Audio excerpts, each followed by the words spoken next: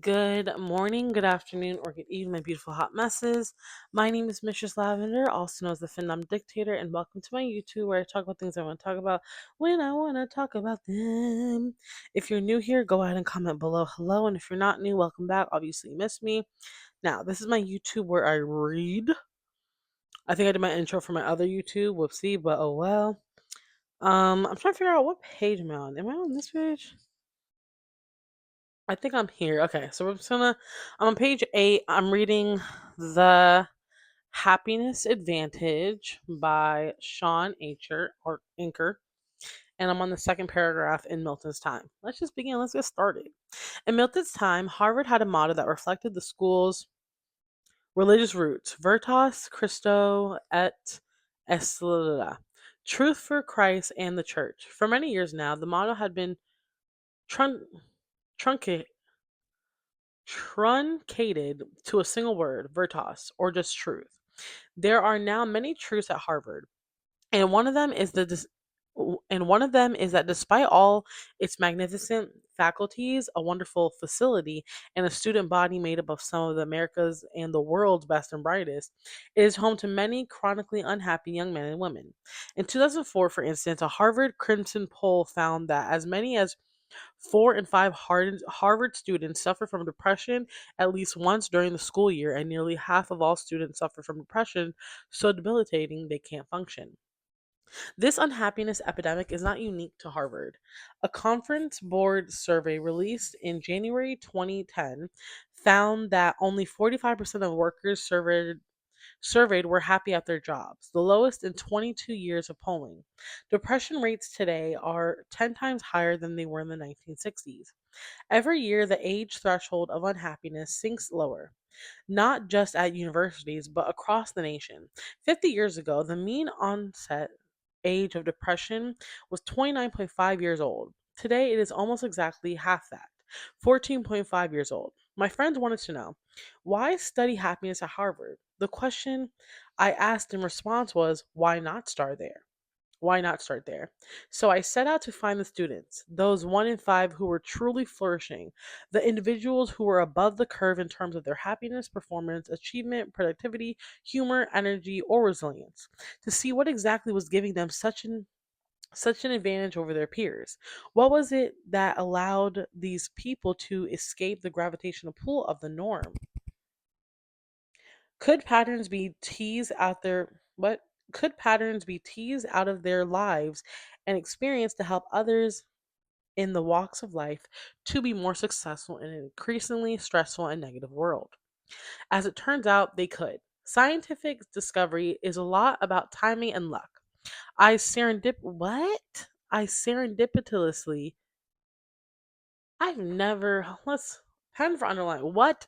I serendipitously found 3 mentors: Harvard professor Phil Stone, Ellen Langer, and Tal Ben Shahar, who happened to be the vanguard of a brand new field called positive psychology, breaking with traditional psychology's force on what makes people unhappy and how they can return to normal. These three were applying the same scientific rigor to what makes people thrive and excel, the very same question I wanted to answer. Escaping the cult of the average. The graph below may seem boring, but it is the very reason I wake up excited every morning. Clearly, I live a very exciting life. It is also the basis of research underlying this book.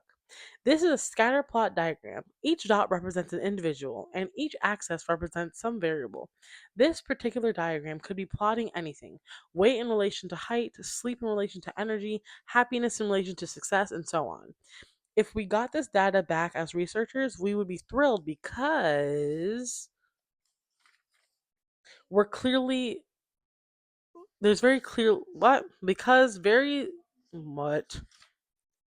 Very thrilled because very clearly there is a trend going on, and that means that we can get published, which in the academic world is all that really matters.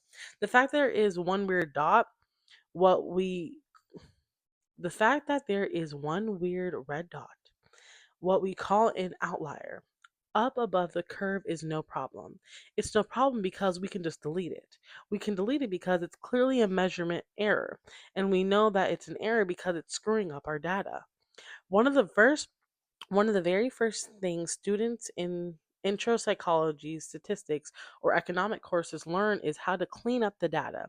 If you are interested in observing the general trend of what you are researching, then outliers mess up your findings.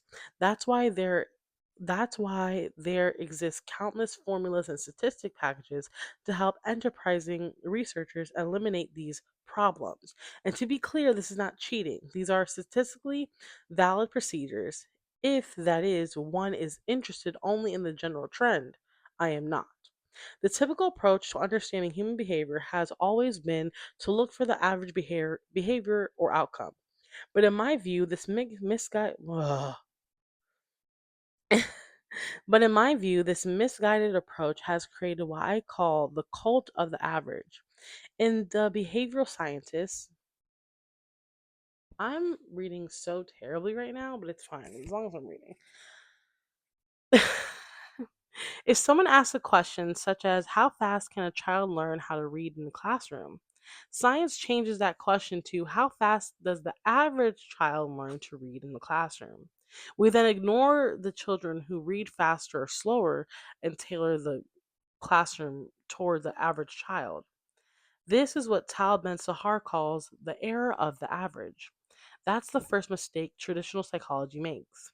If we study merely what is average, we will remain largely average, merely average.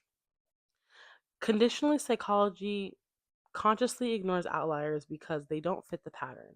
I've sought to do the opposite. Instead of deleting those outliers, I want to learn from them. This concept was originally described by Abraham Maslow as he explains the need to study the growing tip of the curve. I'm stopping there at page 11 to focus on the negative. But yeah, what a time. Again, my name is Mistress Lavender. Go ahead and support the channel. Like, comment, and subscribe. Turn your post notifications on. And down below in the description, I have all my links to all my other content. See you tomorrow.